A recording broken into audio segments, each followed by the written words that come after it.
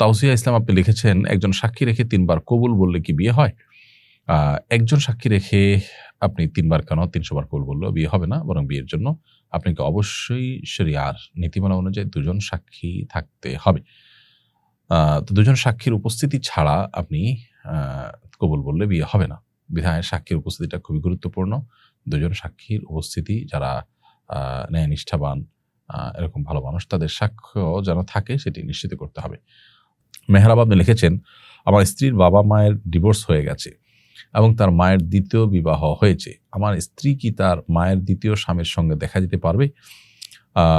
আপনার স্ত্রীর বাবা-মায়ের মধ্যে যদিও ডিভোর্স হয়ে গেছে এবং মায়ের ২য় বিয়ে হয়েছে, আপনার স্ত্রী তার মায়ের ২য় স্বামীর সঙ্গে অবশ্যই দেখা দিতে পারবে।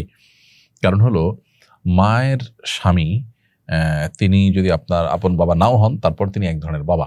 মায়ের স্বামী হওয়ার কারণেই আপনার সাথে তার সন্তান এবং পিতা সুলভ এক ধরনের সম্পর্ক তৈরি হয়, যার কারণে তার সাথে দেখা দিতে পারবেন। জায়ার আহমদ আপনি লিখেছেন, আমার স্বামীর ব্যাংকে ৫০ লক্ষ টাকা লোন আছে, তিনি হজ করলে কি হজ কবুল হবে? এই লোনটা যদি এমন লোন হয় যেটা তার ব্যবসায়িক উন্নতির জন্য করেছেন, তার ব্যবসাকে প্রসারিত করবার জন্য করেছেন, তাহলে সেক্ষেত্রে সেটি থাকা সত্ত্বেও তার যদি অন্য সম্পদ থাকে, যে সম্পদ হজে খরচযোগ্য বা খরচ করার মতো, তাহলে তার জন্য হজ বর্তাবে এবং হজ করতে হবে। অনেক সময় আমাদের ব্যবসা বাণিজ্যকে সম্প্রসারিত করবার জন্য এবং বৃদ্ধি করবার জন্য আমরা অনেকে লোন নিয়ে থাকি ব্যাংক ইত্যাদি থেকে। তো সেই সমস্ত লোন দেখা যায় কিস্তিতে পরিশোধযোগ্য, আমরা সেটা দিচ্ছি, একটা সিস্টেমের মধ্যে আছে। তো ওইটার কারণে আমাদের হজ কিংবা যাকাত কোনোটি রহিত হয় না, বরং এর বাইরে যখন অন্য সম্পদ থাকবে সেটা দিয়ে হজ করার মতো সুযোগ থাকলে, হজ করার মতো লিকুইড মানি ইত্যাদি থাকলে, তখন অবশ্যই হজ আমাদের উপরে বর্তাবে। নাফিসা সিদ্দিক আপনি লিখেছেন, আমি আমার বিয়েতে প্রায় ১০ ভরি গহনা পেয়েছি। আমার কোনো উপার্জনের মাধ্যম নেই। আমার হাজবেন্ড এর জন্য ও আমার গহনার যাকাত দেয়া কষ্টকর। আমি অনেক কষ্ট করে আমার জমানো টাকা দিয়ে এতদিন যাবত আমার যাকাত আদায় করছি। আমি কি ৭.৫ ভরি গহনা রেখে বাকিটা আমার মেয়েকে দিয়ে দিতে পারবো? আমার জন্য যাকাত আদায় করা কষ্টকর হয়ে দাঁড়িয়েছে।